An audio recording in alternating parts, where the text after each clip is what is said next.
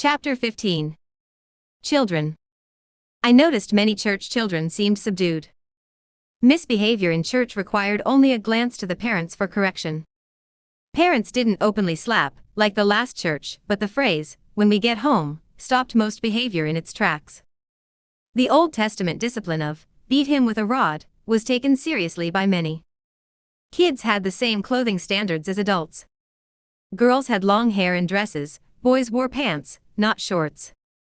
There were strict gender roles for young children as well. Girls must sit and act in a ladylike manner. Boys were chided by the adults for showing emotions, or for not enjoying masculine activities. Households must always be kept in order.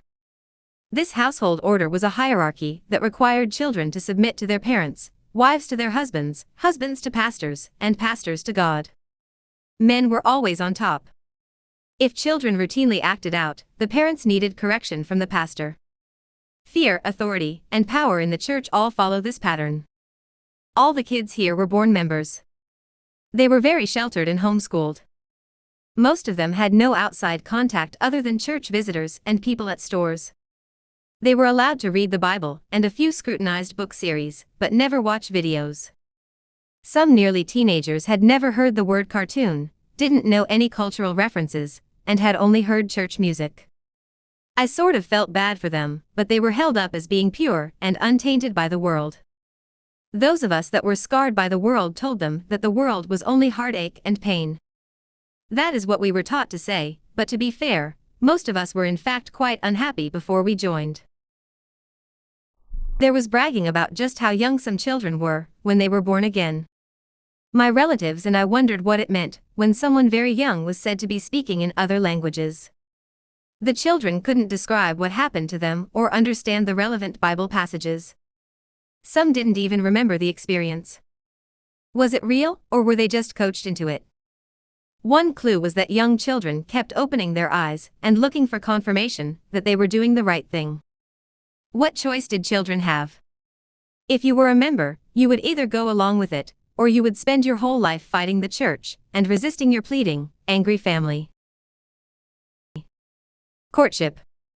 As the children got older, courtship came into play. Courtship replaced dating for all ages and kept everyone monitored. The male would ask both sets of parents for permission to court, and then the interested parties would converse in the parents' living rooms. If deemed appropriate, the parents and pastor would allow the courting pair to go to supervised outings with trusted chaperones. No physical contact was allowed ever, which encouraged many members to marry early. I saw most people marry between age 17 and 22. Aspiring to marry at age 18 was common. Even the standard church handshake was looked down upon once you were courting, and was unashamedly watched. A hug or holding hands didn't happen until after the wedding, which was also a couple's first time alone. It was a given that each pair would be scrutinized and talked about behind their backs.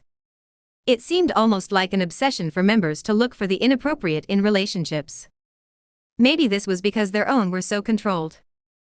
Once I talked with someone who was interested in me after service, and I saw members watching and commenting to each other. As people filtered out, they came over and asked what we were doing, lest we eventually be alone. Living under this microscope made me want no part of the courtship process. However, waiting wouldn't completely save me, because people of all ages were expected to follow these basic rules. In Chapter 10 we learned how members were taught everyone was watching them. If an unmarried couple held hands, another unmarried couple might see them and be emboldened to sin. The first couple would share guilt for that sin, so even if you disagreed with the avoidance, you must conform anyway. Visitors. There were rules for interacting with visitors. Visitors should be greeted happily and enthusiastically, while thinking of ways to get them to join. There was some genuine interest too, since spending all our time at church meant we didn't meet new people often. If they joined, maybe they could be a friend. If the visitor seemed uninterested, we would stay away until they changed or stopped coming. If they stuck around but had known issues, the preaching would hit those issues hard to see if they would change, or if we should stay away from a potential bad influence. There was great excitement when a visitor would come to the front during service and pray. Members flocked to them, and there was no hesitation to put hands on people's backs, shoulders, or guide their arms into the air if they would allow it. Men prayed with men and women prayed with women. Sometimes the male-female rule would be broken, and the person would be talked about and derided behind their back. Outsiders.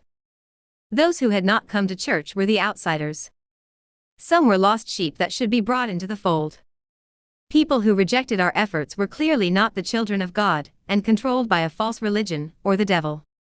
Only the church members were children of God, because we had been born into God's family when we were born again. Interactions with outsiders should always be with saving them in mind. Look for the opportunity to talk to them about church.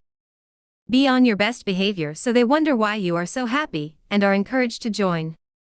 Next, I learn about the social rules governing women, who were the most repressed.